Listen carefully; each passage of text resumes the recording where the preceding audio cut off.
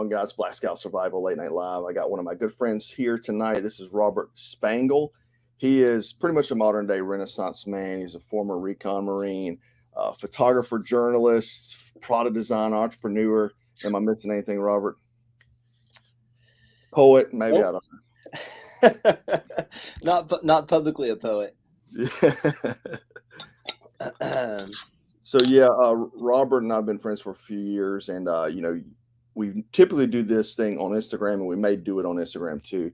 But basically, we'll kind of do a pre-planned brief whenever he's going to various countries, and then we'll usually do a debrief afterwards. And we worked together on when he was going to Afghanistan to be a journalist, the first time to Ukraine. And this is going to be a second time going to Ukraine. And he wants to, basically do the kind of like the pre-planned stuff, like what he's doing, the preparations. Obviously, how can this be beneficial to you, the viewer? He's going to an active war zone. So, I mean, that's going to be beneficial to anybody in any kind of situation you could run into. So, Robert, how's the planning going? So it's going pretty well. It's much easier. I'm not going to say less involved, but much easier than the first trip to Ukraine, which was very, very like the first days of March. And I was flying out in February. It's like the very beginning of the war. The war started on the 24th of February, or the invasion started. And that was a phenomenal amount of planning because no one really knew what was going to happen. Everything was up in the air, and it was an unknown. Seasoned military guys, Iraq, Afghanistan vets, to really seasoned journalists, like no one had any idea of what to expect because this is the largest war Europe's seen since World War II. Went out there, did that for 3 months. Going back now, like I have a much better idea of what to expect. The situation there, it's definitely not stable. It's definitely kinetic, but like the conditions and the way the war is being fought is not changing dramatically, like week to week, month to month. And I'm just more familiar with like the culture, the way things work, the kind of threats. So it's easier this time around, but things have definitely changed. The situation right now, especially in like the South and East, is much more kinetic, and the potentiality of fronts shifting drastically is definitely there. And then the conditions inside the country have deteriorated. If you're not in Kiev, if you're in one of these kind of gray zone towns that is, in the path of where battle lines might shift, you're basically, you're living in the dark. There's no power, there's no electricity, there's no running water. No stores, stuff like that. Because when you went there last time, you could pretty much, there were stores open and everything like that. But in some areas, like you're on your own. Yeah, and it depended. That depended largely on the stage of the war. So I was operating out of Kiev, and I was surprised, man. The first month and a half, you had a handful of grocery stores open, but you could go and get food each day. That wasn't really an issue. Everything else was closed. By like the third month of the war, like you could call an Uber, you could get food delivered. It was really wild. Yeah. That's really exclusive to like Kiev. The rest of the country wasn't like that. When we were going through towns that were liberated, when the Russians came in, they destroyed, minute local infrastructure. So, water refining facilities, power substations. So people there had gone through a totally different winter than people living in Kiev. Yeah. The area that I'm looking at going into now, or areas, I should say, these are people who have more often not had infrastructure for like 9 months. Wow. And now they're going into the heart of winter. So it's going to be really tough. And then Kiev, which I may or may not be operating out of, is now, they have a few hours of electricity per day. I think their running water the last time I was there wasn't potable, so I'm not going to expect that to be better. Yeah. Stores and stuff are open, but in situations like this, your access to things you might need in the field are very minimal. So you're going to be very much self-sufficient this time compared to last time. I mean, Yeah. you were pretty much. I mean, I think you were pretty much set up to be last time too. I mean, you had a full-blown, like, essentially kit with you, Yeah. bug out kit. So I mean, you were good, but you didn't really have to use. We had a few. Yeah. We had a few, which was that turned out to be like good planning. I went out there in theory being able to carry everything I needed just in my ruck. Yeah. And then another bag of stuff that I would jettison if needed. But like I was using my water filters the entire time because the water wasn't potable, and you had to be actively filtering water just in case, things shut down. And there was guys in the early stage of the war. I made some special forces friends because I could filter water, Yeah. right? And like in mass scale, other places we went south, like there wasn't water, period. So we were filtering rainwater. What were you using, like a Sawyer? Yeah, so I was using a Sawyer. Yeah. I've used that in the past. It's like easy to clean, Yeah, it's easy good. to operate. One of the best features of that thing. I love it, man. I mean, I had like iodine pills and stuff out there too, but that's not really sustainable in the long term. Yeah. So at home we were like boiling water and then running it through the Sawyer, and then on the go we were just throwing it through the Sawyer. The nice thing about the Sawyer is, and I found this out when I was there, the cap size on it connects directly to almost any water bottle. Yeah. Yeah, that's the benefit. So it's like a plug and play. Huge. Yeah. Like that's some like third world tech that has so much value, because we could go anywhere and make a siphon system out of it. So that was really valuable.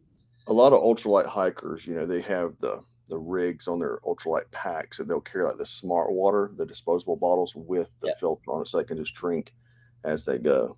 Yeah. Okay. Well, I didn't even know about that feature, and it paid massive dividends. But we wound up having, one kind of go bag at like sort of our headquarters. I had personal survival items that were on me anytime I went outside, and that definitely went heavier if I was going out towards the front or where an active unit was. And then as we started becoming more and more dependent on vehicles, we built one out for the vehicle as well. We ran into breakdowns. We had a wheel like literally come off. And having that breakdown kit was great. We also we came up, because of that, like I was surrounded by military guys. So before we went out, we had already done SOPs for like changing tires. If a car gets disabled, like what are we going to do? So that paid off. But the change of state this time, the stuff that I'm kind of focusing on is extreme cold. When I was there in March, deadly cold. It was extremely cold in March. I'm also, from California, and I only fought wars in the desert, but March was super cold. December, January in Ukraine is something else. It's incredibly hostile. It's like you're not sleeping on the ground. That's worsened by the fact that there's very little heating anywhere because the gas lines are out and obviously electricity is out. So I'm focused on that. That's like a major concern of mine. Like if you're in an unimproved position, just trying to stay functional and warm. Yeah, clothing's going to be so huge on this one.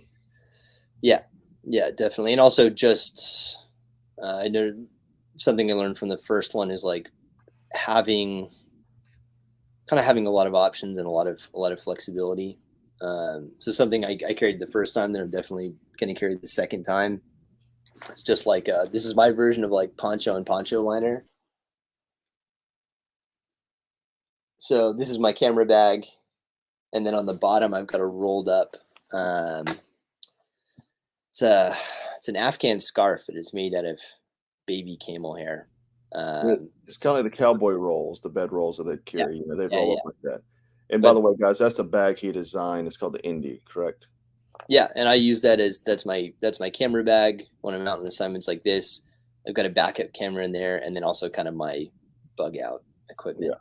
One thing I don't want to Yeah, miss while you talked about it, and this is something that I also advocate too, is that a lot of people will have like a bug out kit, but you also need to have like a personal kit, something that's on your body in case you, yeah, like you said, have to jettison your pack because you have to really move. Like you have to hightail it. You know, yeah, you got to strip down and just move. You know, you can't carry around a 40-pound yeah, pack. And so it's very important to always have that, that personal kit, like your last ditch. yeah, And just like how you said, you got one in the vehicle, you got one back at the, at the, at your home that you're staying at, where your quarters is.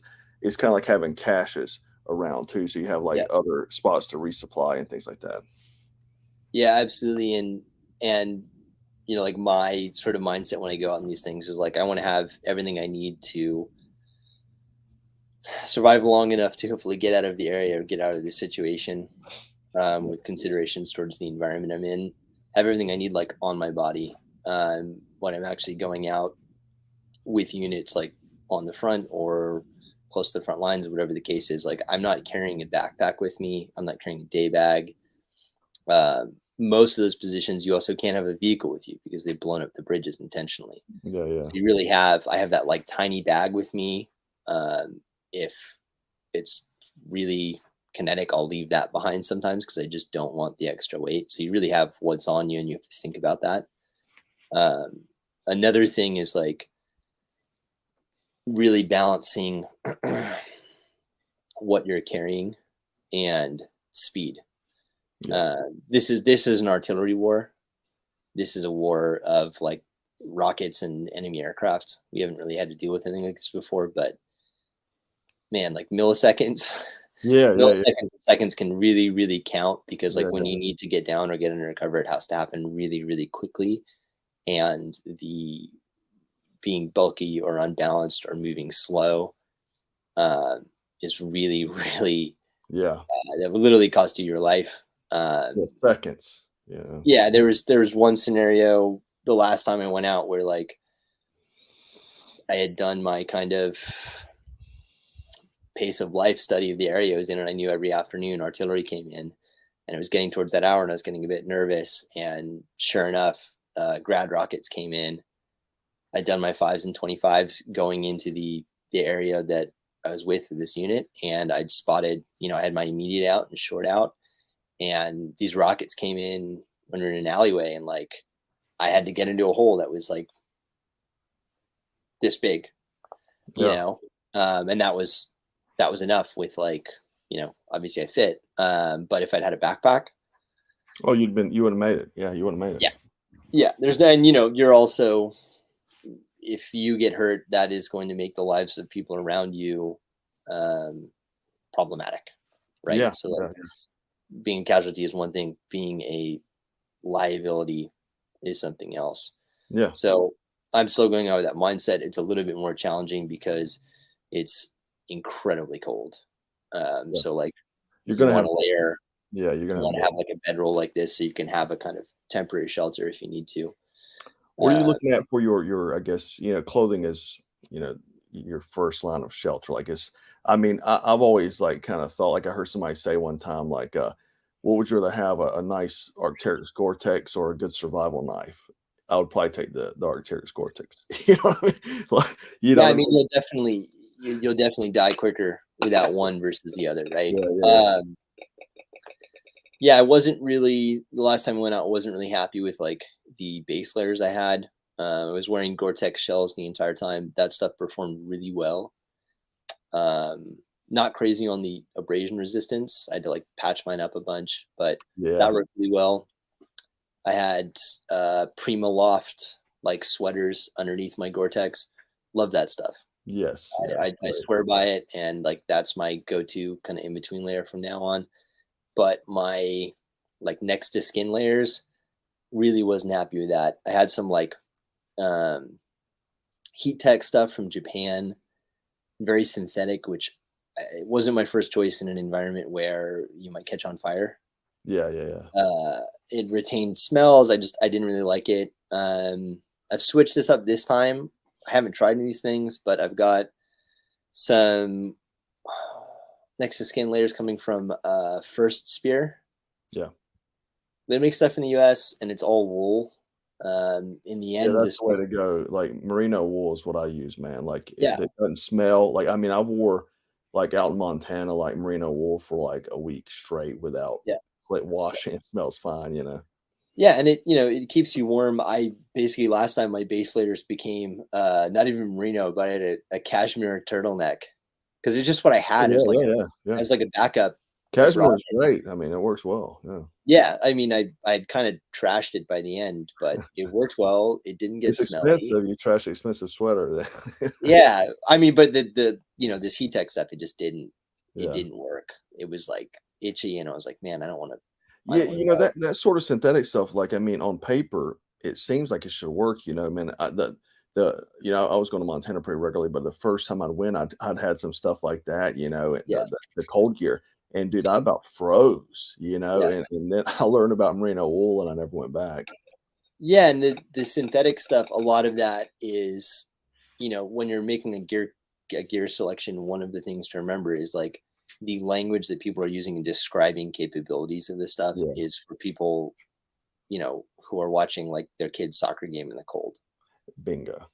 Um, so when I look for recommendations and things like that, like I pay a lot of attention to what hunters recommend, winter hunters, because like they're Yeah, spending a lot of time in the elements, right? yeah. And that tends to steer me right. Um, but definitely moving away from the synthetics this time. The other thing I found out, like this new Gore-Tex stuff, it's amazing, but it is not warm at all. Yeah. Gore-Tex from our time, when we were in the military, it was like wearing a plastic bag. Yeah. It was breathable in the Yeah. in the sense that I don't know, it wasn't latex. But this new stuff, I mean, I was test running some of the stuff, and I did like a 3 mile run, and it didn't feel any different than running in like a long sleeve t-shirt.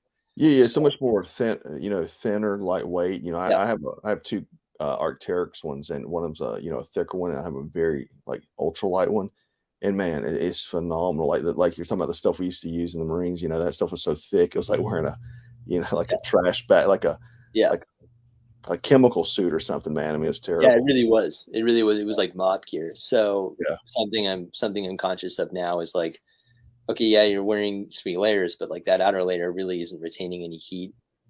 So you have to go a little bit heavier with the base layers and go a little bit heavier with the layers in between. Something else, and I noticed this the first time, is like you'd see all these Ukrainian soldiers with like butt pads yeah. with like a seatbelt on it, and I was just like, the first couple weeks I saw that, I was like, that's the dumpiest looking thing I've ever seen. What's going on here? Are these guys just lazy? And then I realized, like, no, no, no, like, winter floor vacuum Oh, effect, the right? conduction, yeah, the conduction. Yeah, if you're sitting on the cold ground, that is actively sucking heat out of you. So these guys were being really intelligent and cutting up foam core and just giving themselves a little bit of insulation. So anywhere I go, maybe not personally like on my body, but I've got one of those Z fold, um, Z fold like kind of ground Camping layers. mat, Yeah, exactly. Got one sleeping of mat, those, yeah, yeah. and then I've got like my kind of cowboy blanket roll. So if we get Well, that's held very up, versatile too, dude. You know, that's one thing. Like a blanket is good because you can wrap it, you can wear it. You know, oh whereas yeah, a sleeping bag, you're like in there like a mummy. You know, whereas you can wrap yourself. You can, I mean, you can yeah, do all kinds of stuff with. It's a very versatile item. yeah. Well, and you also have to look at like the overall utility of these things. So like I've got my sleeping bag going out there. I would prefer to have like a medium weight sleeping bag with a good liner for it. And I have one of your survival, the space Goodies, foil yeah, ones as well, in case it gets really, really, really cold. But I prefer to go with like a medium bag and a liner than a heavy bag. yeah, Heavy bag just takes up so much space, it and that is. Yeah, liner, in this case, which is my bedroll, you can use that for a million other things, and you'll get the same heat out of it. yeah. Um, but yeah, the cold is definitely something like I'm worried about. It was an issue the first time, and I know it's going to be a lot worse the second time around. You also have professional concerns with that, like Your the camera, soldiers out there, right? So if a soldier's out there, like his weapon is not going to, it will be affected by the cold, but it's not going to freeze, right? Um, cameras can freeze, like they're, your electronic components, right? The actual different like lubricants that are used inside of like different lenses and mechanisms, you have to get that changed before you go. So I did that last week. And then you've got your batteries. Like I'm changing out my loadouts and my They batteries. go quick, right? The batteries go very quick in the cold, right? Yeah, you lose up to half of a battery's capacity in the cold. Those are radio operators. I'm very familiar with that. So I keep all of my batteries in this kind of situation like really close to the center of my chest. So I'm kind of keeping them warm with body heat. And nowadays, like, if your GPS spot messenger goes out, right, or potentially your cell phone goes out, like that's not just a minor mistake. That could be really really costly. So yeah, I have exactly the same one off of your recommendation. Yeah, the inReach guys, I highly recommend this. Yeah, whenever we did the first planning brief, I think it was for Afghanistan, I told you to get this, and you would had it where it would hit me, so I would like get messages where you were, in case something bad happened. Like so, I'm back here stateside, and so I'd get the messages and know where he was at. But it's a great tool, and especially if you have just people that don't know, you can tether. Like this is the Garmin Tactics. You can tether this together, so I can have this all for me. I can hit this, and it'll activate this. It's a good piece of gear, especially if you're going into a war zone. Yeah, the tethering feature on that is really can't be underrated and is huge. On its own, you've got enough to communicate and get a grid and send an SOS, and that's nice. It's very it's difficult to interact with because it's so small. It's like using a Nokia 900, but you can tether it to a phone. You can tether it to other devices, and that means you can actually like bang out full-on text messages and get an actual map view. Yeah, the breadcrumb feature on it is also super important, so you can have I think up to 2-minute intervals for breadcrumbs. So if something happens to you and you go out of communication, people have a very accurate idea of where you were most recently.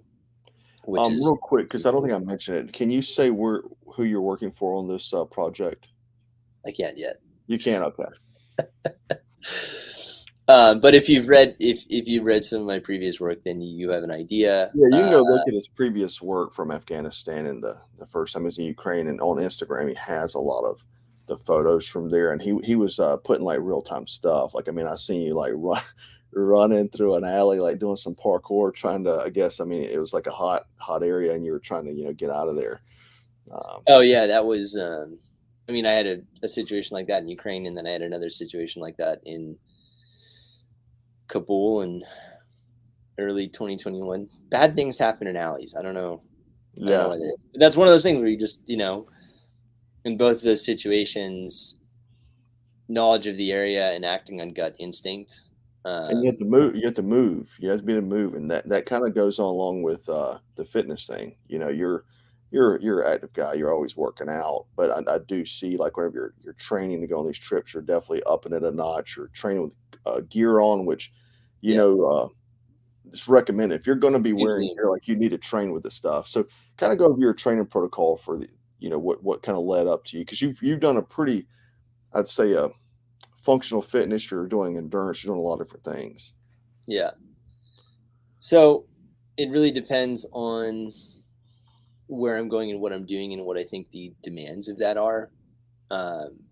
You mentioned gear before, like that's really important to me because, you and I know this, but maybe other people don't. Like if you're going into a situation you've never done, full battle rattle before, it's incredibly fatiguing, and the strangeness of it I've seen it make people quit who were it'll hurt you. Really physically capable, and they're just not used to the extra 2 pounds on their head, and their body's just doing weird things, and like they can't handle it.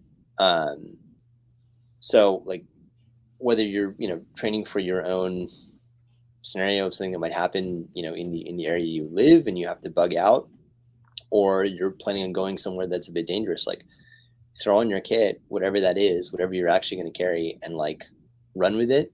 And also build up to something. Like my body's kind of prepared for this. I've been doing it for a long time, but even I don't go from 0 to like flak helmet, camera, heavy boots, and like full pants I work up to it, and you work up to it so your body's getting used to it, so you're not injuring yourself or straining yourself before you go into one of these situations, which is not going to help you. So I started. I didn't have as much notice as I would have liked to go out on this assignment, but started about 2 weeks ago.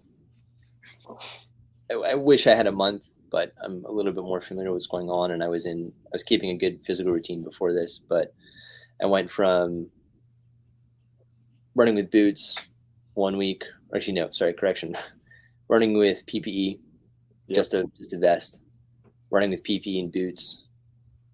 About 3 days after that, I do like 3-day increments for cardio, and the days in between, I'm just going and lifting and doing a lot of stretching to avoid, injuring myself. So 3 days going from running with PPE with boots, PPE with like full PPE, so like helmet, plus my camera. I have like an older camera that I don't use anymore with a big lens on it. And now I'm like doing all that plus running in pants. I'm not running in like layers. I don't really think that's. I've done a bit of that. I don't really think that's going to help me acclimate, but definitely like running in pants running in pants and boots is very different. Yeah, and in the situation, you'll have adrenaline too. So, but I think a lot of people, like for me, man, a few years ago, I think it was like 3 years ago, I hadn't ran with a plate carrying forever, and so then I did the Murph with one, and like I couldn't do nothing for 3 days. You know what I mean? So you're absolutely right. Like this is something that you have to condition your body. Like just that little bit of weight will totally change the dynamics of running, moving. Yeah, and your body will adjust to it. Like look at classic example, like the Viet Cong. Those guys were carrying 200 pounds of equipment with wearing sandals for dozens of kilometers through the jungle, like, and it's because like they built up to it, right? The first week I was at this, like after just the first run, like my neck and my back, like it was really crazy. But after about 3 rotations through this, like I'm used to it again. Another thing I'd point out, if the thing that you're training for involves carrying some kind of handheld equipment, like in my case it's a camera, but in your case or someone else's case it might be a rifle. Yeah. Carry something in your hands when you run. Get a really big, heavy water bottle. I wouldn't say like run around with a training rifle. That probably wouldn't end really well. But like in my case, I have, a big camera with a huge telephoto lens. And that makes a huge difference when you're running. Yeah. Because it's not just extra weight. It's weight in a part of your body that you're not used to carrying it. And don't sling that thing. Yeah, exactly. You have to have it it's in your off balance, and you're having to manipulate it. Mark Wildman, a trainer, he was talking about like running with a bow. He runs with a bow and arrow and a rifle at different times, whatever. I mean, and I thought, because that's how hunter gatherers did.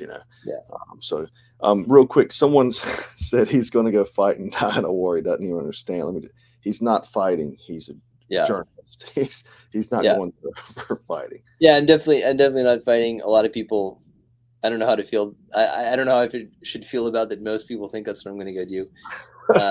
That's not the case. I've met tons of foreign fighters when I was over there.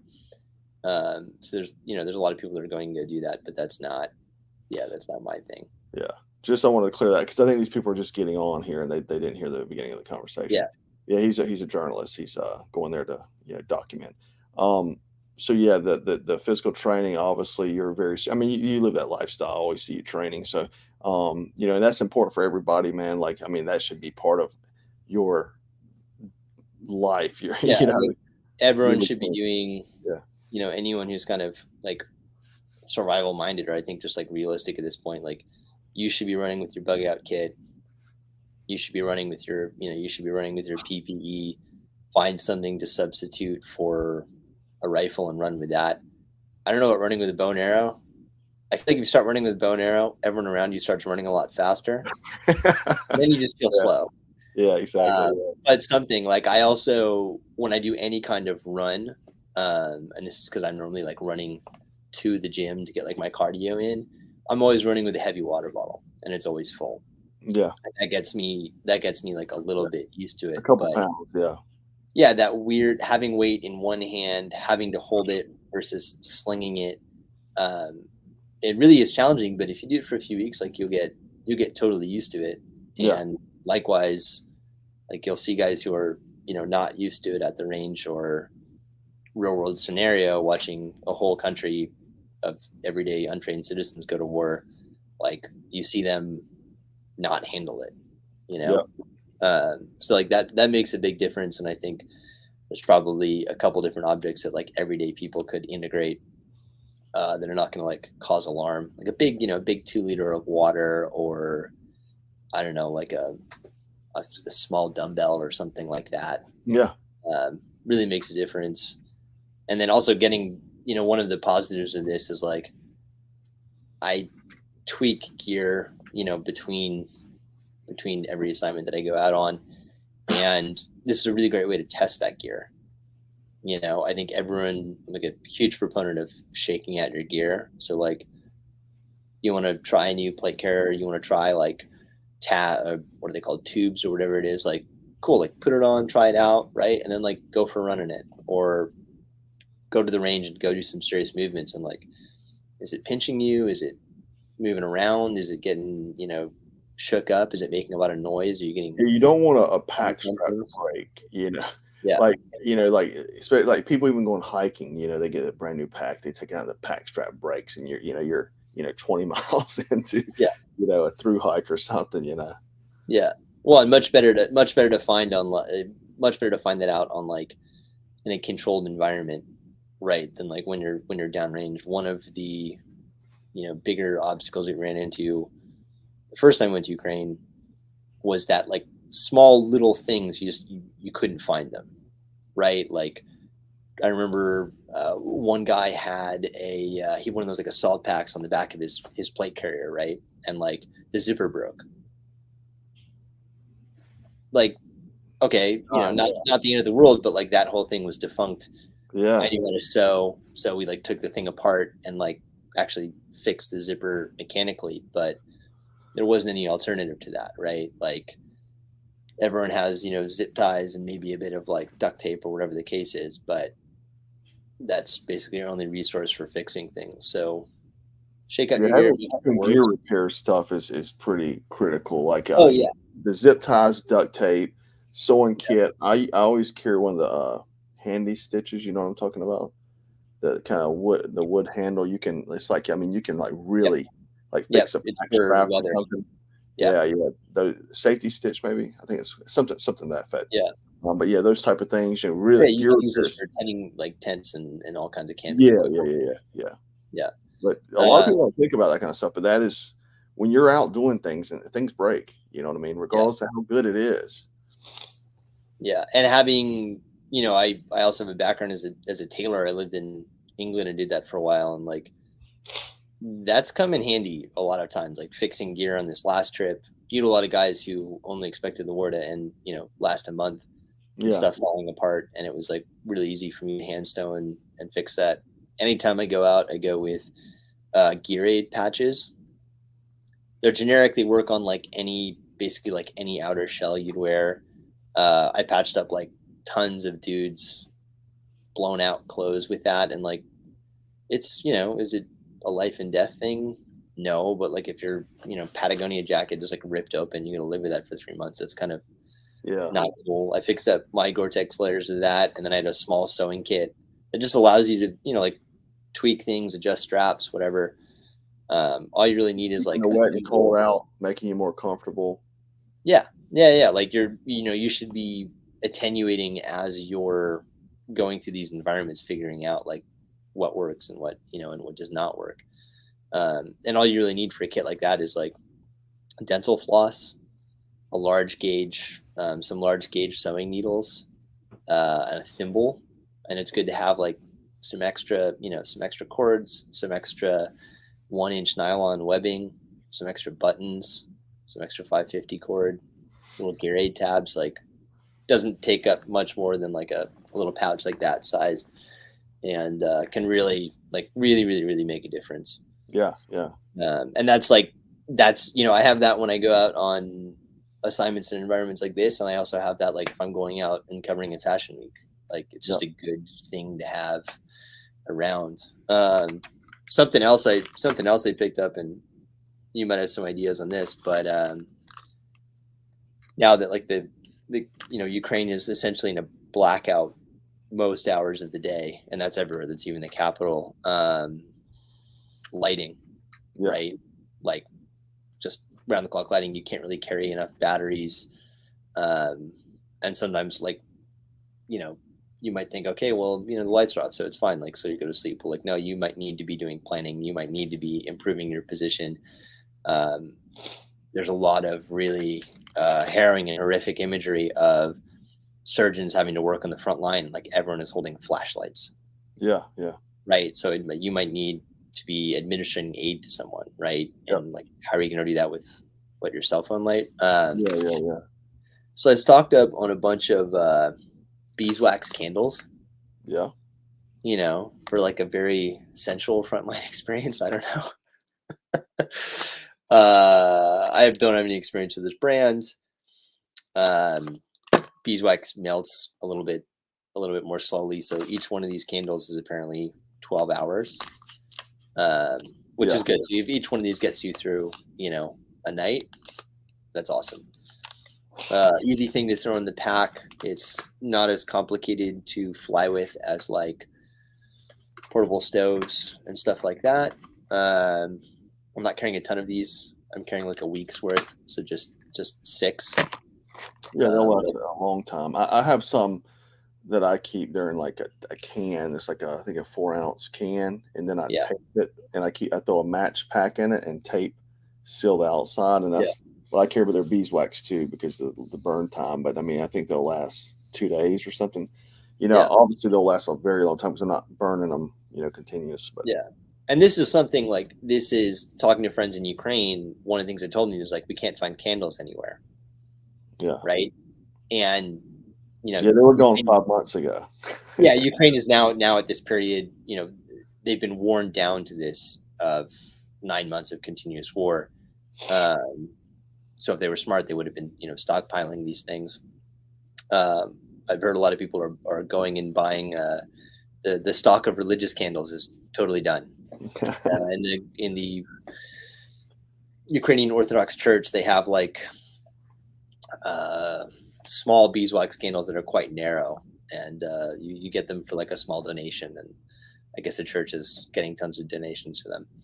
But that's something like good to have in this scenario, but also you should just have around the house. No doubt. Yeah. Power outages. A few weeks worth of candles, right? Like that's a no-brainer investment. Something I'm undecided on and I need to figure out next week is a kind of like field stove situation. I'm not really, I've kind of no longer a proponent of the MAP gas, white gas stuff, jet boil. I used to get this like really cool Gucci shit in the military and it worked really well, but you had like all the replacement parts, you had all the specialized stuff. You could get gas really easily, and I can never find that gas anywhere. I brought one of these MSR ones. The last time I went to Ukraine, could never find gas for it. You can't fly with the gas. Either. I've also tried some of the liquid fuel survival stoves. Like the alcohol ones, or like you could do lighter fluid, alcohol, whatever. And the ones I found, you don't actually get. I have a really compact titanium one that I tried last time. You don't get the capacity out of it to even boil water. You'd have to refill in that, so it doesn't really work in preparing meals. Or one of the other things I'm concerned about is like, what if your only source of water is snow, right? That's clean. Do you have any advice on that? Like, stove oriented for this environment? Yeah, man. We sell some. I don't know if we even have any in stock right now, but some small alcohols, they work well. But we also had this one that and they sell these other types, but it's basically like it's flat.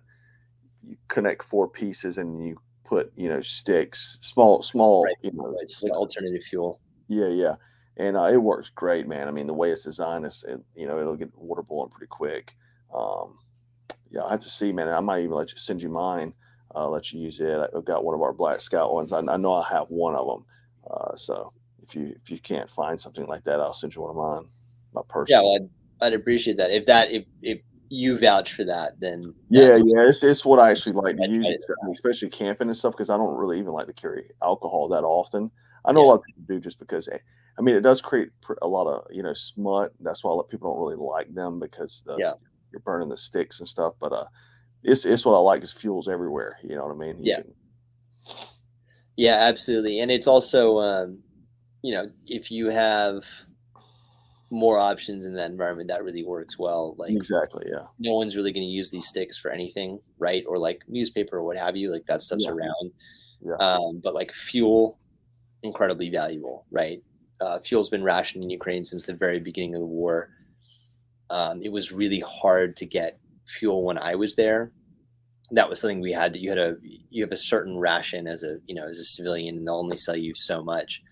So if we wanted to drive somewhere, we would often have to do it in parts, right? So yeah, like even a little bit of fuel on something like that, like people might frown upon it. You might not be able to have access for it.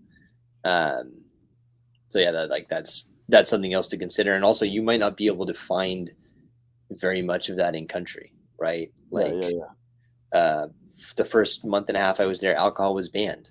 You couldn't buy it anywhere, right? So if you're looking for that, you weren't going to find it. Gas was hard to come by. They could ban alcohol again. Gas rationing could be really horrific. So alternative fuel thing could be a plus. Um, I think the only advantage to the jet boil style thing is I'm more comfortable with that cooking inside, exactly. Yeah, yeah. You don't want to right? cook with, wood inside. But yeah, Right. I agree with that. Yeah, And there was definitely like some positions I was in where like no one was going to care, right? But there's also positions where some Ukrainian grandmother has taken you in and is like giving you yeah, pickled whatever, and yeah, you're not gonna just start chopping up her furniture. yeah. That's not gonna happen. But I think that's a something I'm trying to figure out in like the next week before I Yeah, go out. these are titanium. The one I have is titanium, so super lightweight. It's flat. I mean, Yeah, so even if you just want to carry it, just to have it as I mean, you may not need it, but it's like so tiny and lightweight that flat, you're not even going to know it's there. So it's something to um, yeah, good good thing to carry. I mean, it's barely weighs like a soda can. So yeah, yeah. And I think you did a really good. I remember you doing a tutorial with like a. Didn't you convert a soda can to a liquid fuel stove? Like yeah, punching holes in the top of it or something? yeah. I mean, I've done so many of them, I can't even remember what I did. I'm Yeah. sure I have. I know. I think I've made like a wood stove too. I've done so many of these things over the years. It's so hard for me to recall it Yeah. all. But it's a good, it's a good skill set to have kind of in the Yeah, it's back. kind of like being MacGyver. As long as a lot of people will be like, "Why are you teaching this whenever you could just use this?" Well, it's better to know a bunch of things because I may not be able to have this or that. I may Yeah. have to, go back in the memory bank and use something. Yeah. Yeah, yeah, absolutely. If you understand the principles, you can make it work, right? If you're really relying on gear, especially specialized gear, like Yeah, you got to improvise. that's not so much the case. And as more time goes on, like I lean away from, highly specialized things to things that are more utilitarian in the truest sense of the word, I think right? we all kind of had that route because I think we all start off with like wanting the specialized stuff, and then we realize like that, the more versatile, utilitarian stuff, is what we need. So, what other kind of gear are you looking at? Your kits and things like that. What are some interesting gear? People love to talk about gear. So, So a couple of things that I'm changing up from the first trip out there. I'm actually bringing. So the first time I went with a very, very, very heavy ruck, like the heaviest ruck I've had since the military. Tactical Taylor, Oh yeah, Alice. those things weigh a lot. Yeah. Yeah, yeah. I love it though. It's like I know how to work with Oh, it. they're dope. Yeah, It's bulletproof, and I think ergonomically, it's like the best thing to carry weight. I had that. I had my sea bag, and that was it. and sea bag, you mean your product sea bag, right? Yeah, I make like a weekend bag. You've got one of Yeah, them. yeah, I've got one of them. They're awesome. While you're talking, I'll bring up a photo and pop it up for everyone to see. Okay, I'm glad you're the tech savvy one here. And when I was going out there was people who were walking out of the country on foot, and people who were spending $2, $3, $4,000 just to get someone to drive them out of country. So I really anticipated needing to be entirely foot mobile. Yeah. While I was there, and I think having a better idea of what the rhythm of work is out there and how working out of Kiev is, I'm taking a rolling suitcase this time, and probably a smaller ruck and like a sea bag.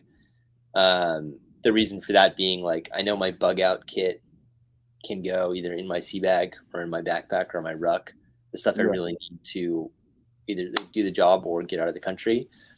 The rest can be left behind. And yeah, there it is. Look at that. Yeah, that's the sea bag. That's all one. I have the cream one, but this is his brand Observer collection, guys. He makes some amazing, very good equipment. I mean, it's travel inspired stuff, and I mean, he does a lot of different things, not just travel, but he's very knowledgeable about this sort of thing, being compact, modular. This bag is amazing. I love it has actually an inner liner that pops out, and so you can use it as a grocery bag, a beach bag, all sort of thing. The front of it has Molly up here on the side where the zipper tassels are, and a lot of times he'll run he'll use our med kit and put it on the front there. Oh yeah, always. So this time I'm going to bring some wheeled luggage just because it's a good workstation, and like I know kind of what the situation is getting to Kiev. I also have probably modified though. Yours, So my luggage is the larger one I carry. Like, it's aluminum, and I've also bulletproofed it. Yeah, you got the ballistic inside of it. Yeah. Yeah. So it's got soft armor on the inside of it. And also some organizational things, but I sort of designed it so if I'm set up in a place, I can, wherever I decide to sleep that night, I can lay that out in front of me, and that gives me a good degree of protection. And I can also take that soft armor out and put it in cars. Most of all the vehicles we got around last time were all soft skinned, and if anyone has any illusions that their car is going to stop bullets or fragmentation or anything, there's just tons of evidence to the contrary out there. Yeah. So bringing a suitcase allows me to kind of cover these scenarios, and I'm a little bit less concerned about needing to be like foot mobile with that. So that's one thing I'm changing up. Another thing is like the security situation there. So I went there. Borders in countries that are at war can be really, really tricky when you're going in. I only brought a folding knife, which I felt terrible about. I didn't like that idea, but I was just like, oh man, you're going to have to go through the border of Poland, and they're going to give you a really hard time, and just suck it up and play it safe. And then I realized, like, culturally, Ukrainian men who are at war always carry a knife. I have never seen so many bayonets or knives in my life. Like, every single dude who's, in the defense forces, a volunteer in the army, somewhere on his chest, like visibly, has a knife. And as it turns out, that's a cultural thing. That goes back to that goes way back into Ukrainian history to when they were kind of like border raiders. So I'm definitely carrying a fixed blade this time around. I was a little bit too paranoid about that, which is this one's old, man. It's a cold steel mini Tonto. I don't think they've made this since the 90s, but full tang Sanmai steel, which is really flexible but has a good cutting edge. Full tang is nice because this is a glass breaker, also an impact weapon. with this pommel thing on the end here. It's not a crazy size, right? Like to scale, not a crazy size. It's manageable. It's about the size of a lot of these special forces dudes are running on their chest rigs. I've got it in a custom made sheath that's like appendix set up for like appendix carry, but I can also throw it on my chest rig. That said, you know, the security situation, at least on a personal, interpersonal level, a little bit better than I expected. Like amongst Ukrainians, like you can totally trust them. They've got your back. Like they're pretty stoked to see journalists there. I've never been thanked so many times in my life. People coming up to you like, "Oh, you're a journalist. Like you're here. Like I'm glad you're here to tell the story." Never really felt like I had any security concerns there. It's just a good tool to have. I did have actually right when drinking became legal again, so they had like a prohibition on drinking for like the first month and a half. There's a bunch of these addicts who were hanging out like the one store that was open locally, and I had a dude literally like make eye contact with me from probably 90 feet away and just come running and screaming at me. And like, I pulled out my little folding knife and was like this, you know, and he stopped and was screaming at me. And I had one of these Ukrainian dudes with me and he got him, got him off me. So that was like one scenario. And that was apparently just like addicts who've been in a war zone and haven't had a hit in, you know, a month and a half. So the security situation was better than I expected, but like there's still, even in a war zone, like there's still deranged drug addicts that you're gonna have to deal with. So that's a minor gear tweak. I don't have them here yet, but I'm getting some new boots from Daner with much heavier soles for insulation on the ground. Yeah. Insulated or non? Are they like insulated? Like they have the insulation in there for cold weather? Yeah. So they've got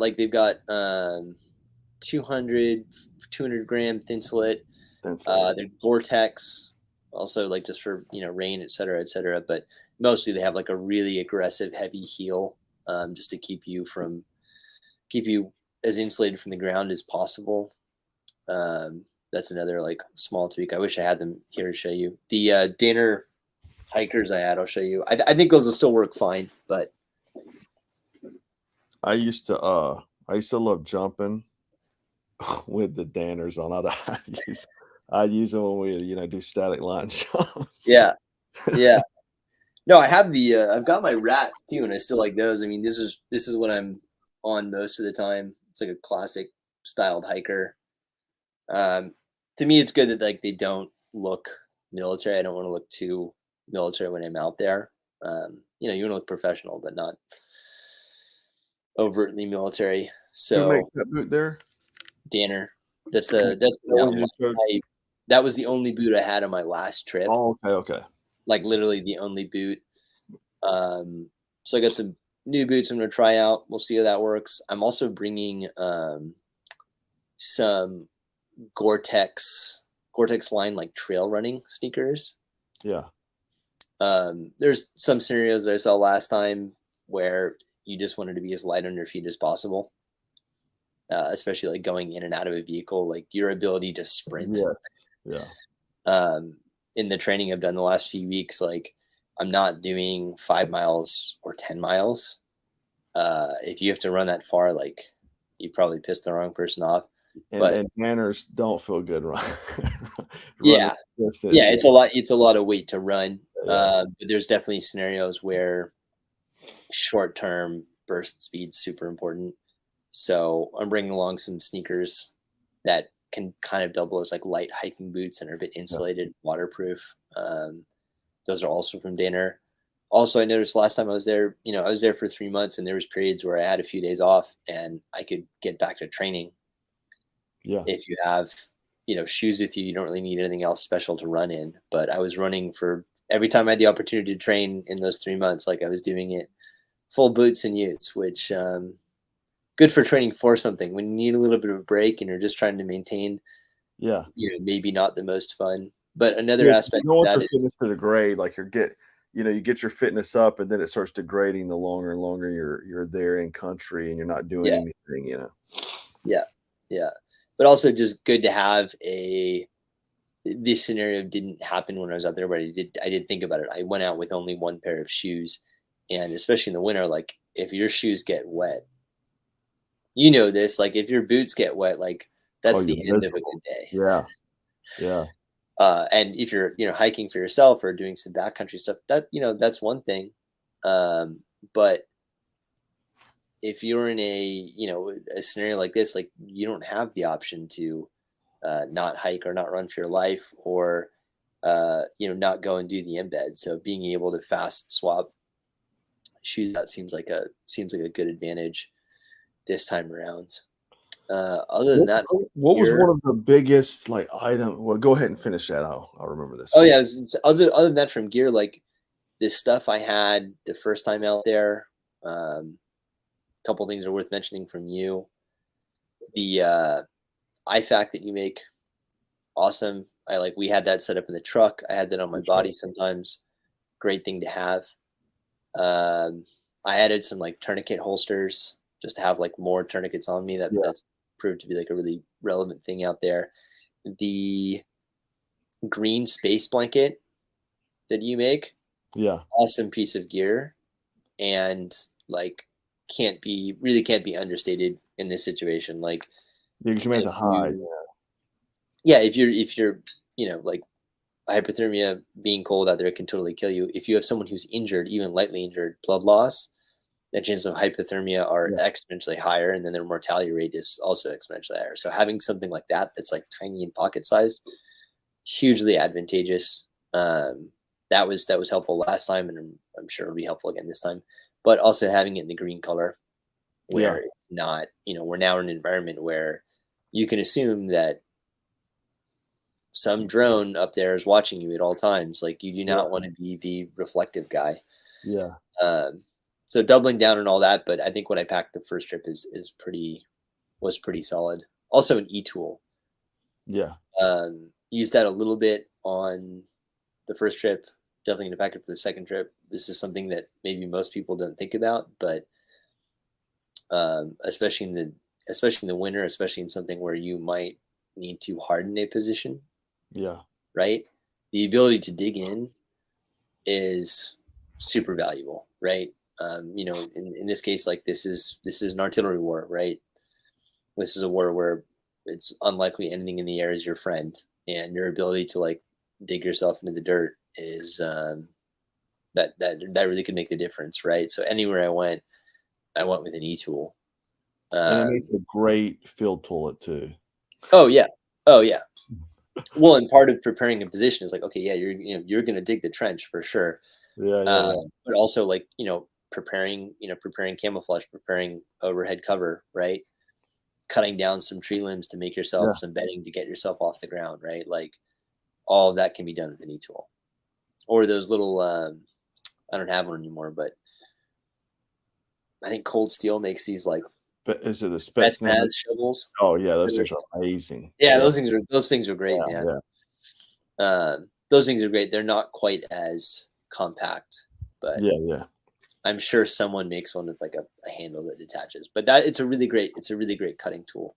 Oh, yeah, yeah. I Uh, mean, 'cause I'd rather have that over than like a small axe or hatchet, you know? yeah, yeah, yeah, for sure. Yeah, you're not digging with a hatchet. Yeah, yeah, Um, but yeah, that's another plus. And I was surprised, like a lot of dudes who went over there and went there to fight didn't bring an e-tool, and I was like, this is um that big war that they trained you for in boot camp.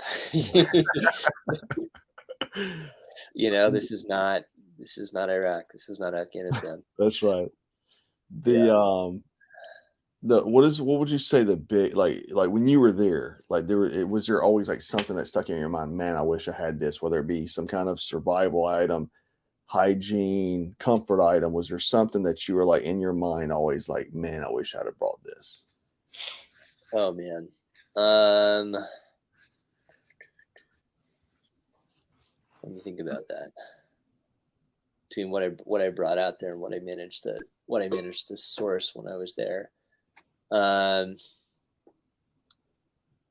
no, I honestly think I went out there a little bit over prepared the first time, but I didn't run in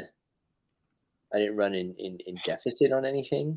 Yeah. I brought like 10 days worth of food, which we never got through. I never had to. You were eating those, what were they? What was it? Was like a hot dog. I saw you ate them like Oh yeah, I mean, dude, that's what I missed, man. I it looked missed. good. I mean, it looked good.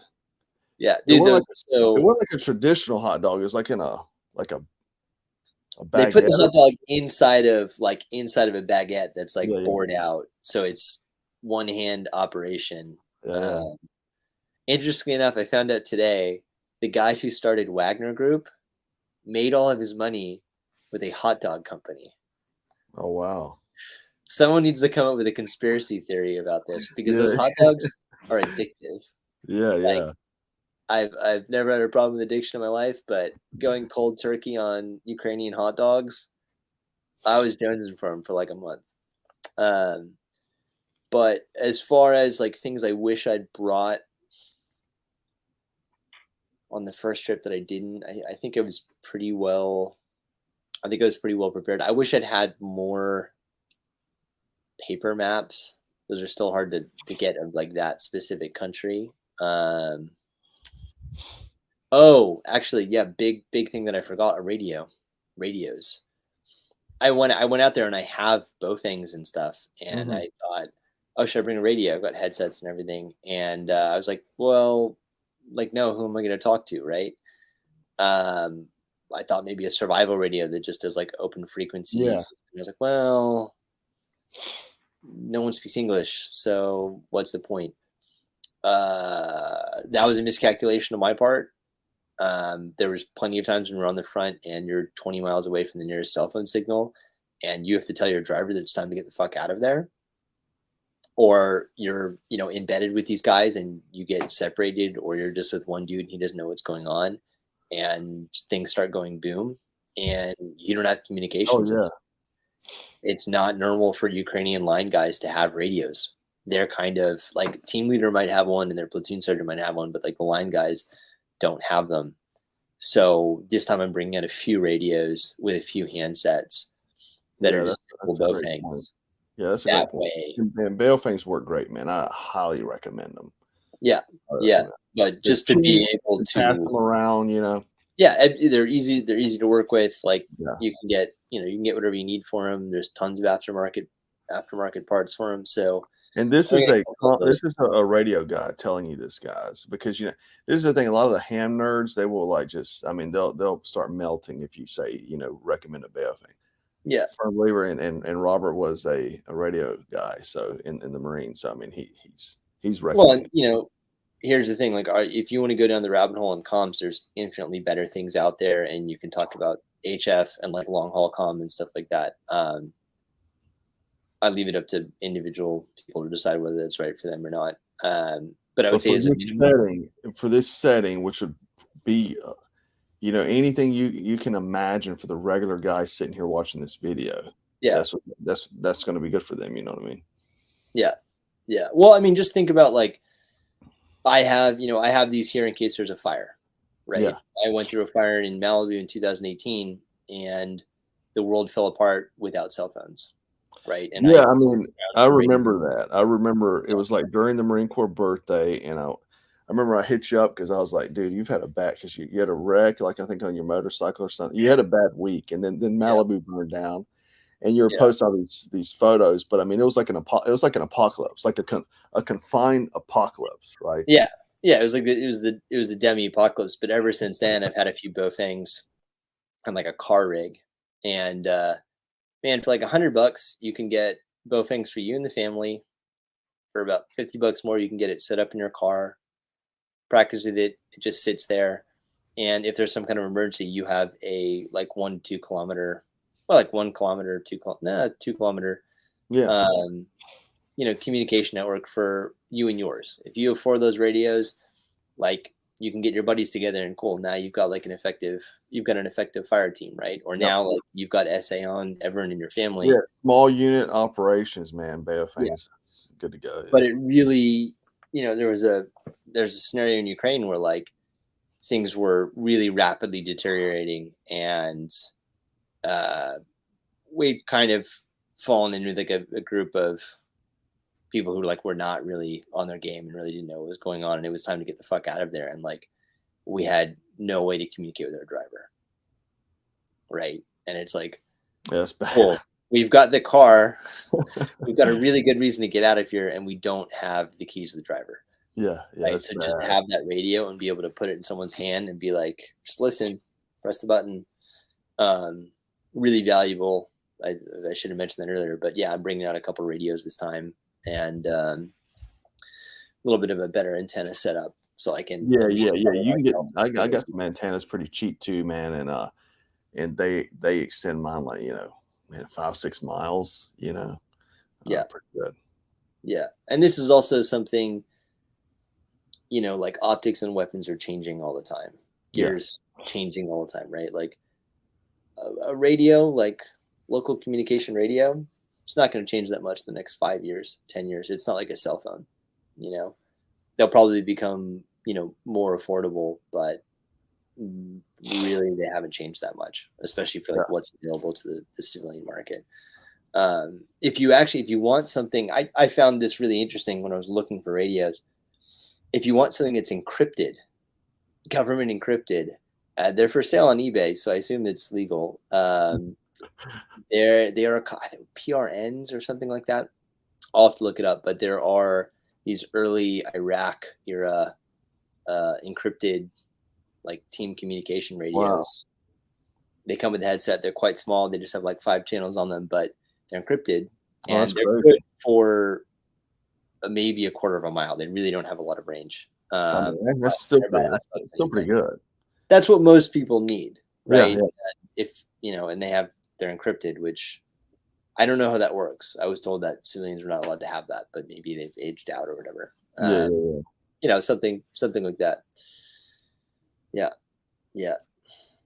But that's I guess like the biggest gear change. Shouldn't let it slip my mind this time around. We're running about at an hour. Is there anything we're missing or you want to talk about before we do, or questions? Or I'm afraid to look at the comments, man. no, there's thousands. It will never be good. They go so fast you can't even see them.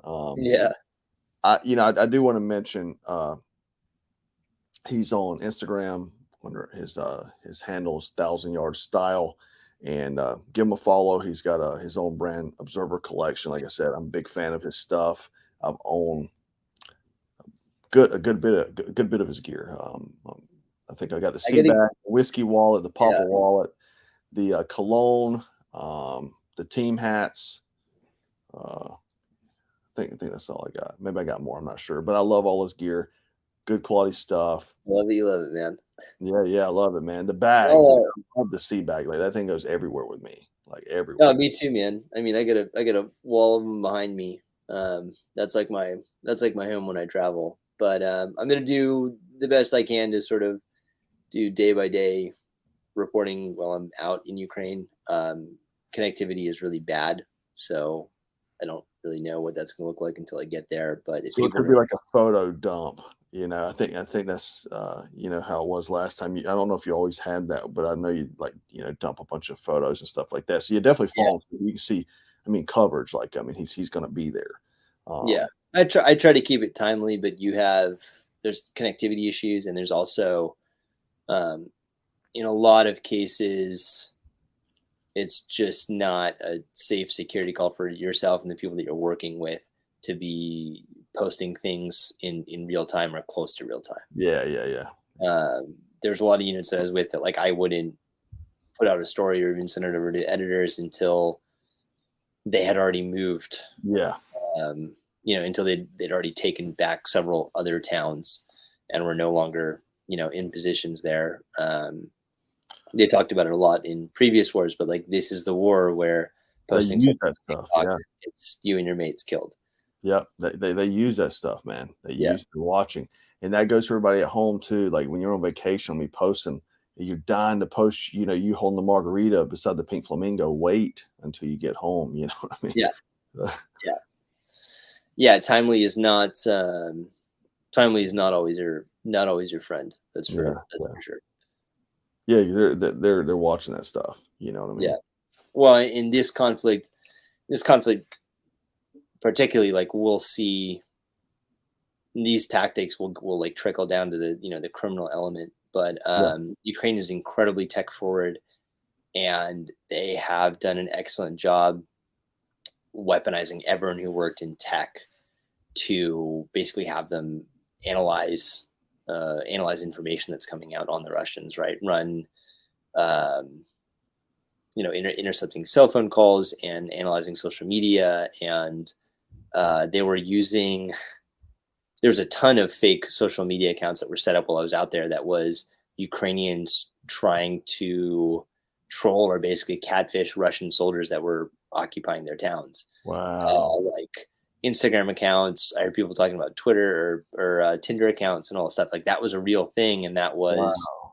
the government definitely approved of it. But this was very much just everyday people getting involved. The Yeah, same as the Russian side of things. Like they have, they're the ones that invented like hacker and troll farms and stuff like that. And it won't be too long until those same kind of forces are leveled adversarially, I think, against just citizens during peacetime and yeah, also yeah.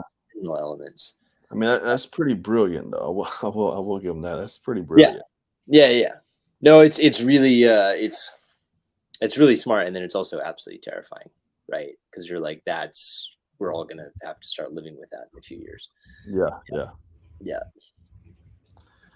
Well, definitely go give him a follow. I'll make sure to put his link below. 1,000 Yard Style. Go support him on the Observer Collection. You just got a new book too, right? The Afghan book Oh yeah, coming out. yeah. I've Yeah, got a cool photo pre-order. of Afghanistan. Yeah, yeah. You It's see on some, pre-order, so check that out as well. Team hats. What do you got in stock right now? we got team hats back, which is really great. I just got the largest order of tango bags I've ever done back today, so those will be in stock tomorrow. I'm doing a very limited run of tactical cowboy belts. It's pretty cool, handmade I silver. saw. Yeah, it's cool. I saw it. Yeah. Yeah, I'll be putting that out. I think tomorrow, maybe the following day. Um, what else? A bunch of denim. I don't make tactical denim, but I do make denim with guys who are carrying concealed in Yeah. mind. Um, some of that Well, comes that's the from military pull tab, like the right. the Well, it's got a BDU. built-in. It's got a built-in. It's got a built-in, a self belt on it, so you don't need I a belt love when that. you're Yeah. traveling, and you also don't need a stabilizing belt if you're using it for shooting. They're self-hemming, so you don't need to take it to a tailor. They're That's a high-waisted. good point. I didn't think about that, man. You don't need a belt if you're going IWB with it. That's Yeah, that's that's pretty smart. Yeah, yeah. I didn't Well, realize and you that. don't need that internal That stabilizing rigid. Yeah, on a yeah. You don't shooting need the belt. rigid belt. Yeah, Yeah, yeah. I'll send you a pair before I get out of town. I think they're pretty cool, man. And we did some stitch work on the fly and also on the waistband. So it kind of, if you're carrying an IWB holster or like a Penix carry, which is what I do most of the time, it's not going to plane as Mhm. much. Did some specific stitching on the waistband, so if you're carrying and pulling a knife there as Yeah. well, it's not getting snagged on the waistband as much. So little tweaks. These are not like cry precision pants for special forces operators. They're just really great jeans that will give you a little bit of an edge. Yeah, So, yeah. And look good too. oh yeah, they look great. Yeah, I love the hats, guys. At least go pick up a hat. They're great. They fit well. It's got I'll, 1,000 Yard I'll show Style. you. I'll Look show close. you one of the hats. Well, Yeah, it yeah, does also. yeah. Go get a hat, and you can put a patch on the front. It's so cool. Yeah, I mean, it looks kind of like an old school ball cap Yep, yep. with like American felt made. lettering, but Yep. the felt part of it is. Hold on, I can't do this backwards but the felt lettering on it Yep. is actually laser cut Velcro. And then we're talking about like signs of life, proof of life. Each one's serialized. Yep. everything I make is serialized, so you can record those serials, leave them with whoever's looking after you, and if you need to leave a sign of life, you can do that with one of these. Yep. Yes, it's cool stuff. Yeah, I think I wore mine whenever I had my first little girl. I'd sent a picture of to you. I was wearing it. Yeah, man, I love the hat. It's good stuff. I'm But gonna do some waxed ones, I think, and oh, I'll try to that'd be cool. send you one. Definitely hold me one of those. Yeah, Yeah, definitely. Hold me it's those. great for the winter, man. Yeah. Well, man, I appreciate you hanging out with me, man. I definitely, I'm sure my folks have enjoyed it. You've given it a lot of, it's interesting. Obviously, it can help them as preparing for their day-to-day life. I mean, you never know when shit's going to go wrong, so it'll be good for everyone to see someone and definitely stay safe, man. And we'll can't wait to hear and see what's going on there. So Yeah, man, for sure. Well, I'll do my best to share what's going on the ground out there when I get out there, and I will do my best to stay safe. yeah, man. That's the number one priority as a journalist is don't become someone else's casualty. Yeah, absolutely, absolutely. Well, guys, make sure to go drop a comment. Go check out Robert Spangle, 1,000 Yard Style. You can go see his other articles that he wrote on going to Afghanistan and Ukraine before. I'll put all those links below so you can check him out. Go give him some support. And as always, remember to stay frosty, stay strapped, and stay dangerous. Take care. I love it. Love it.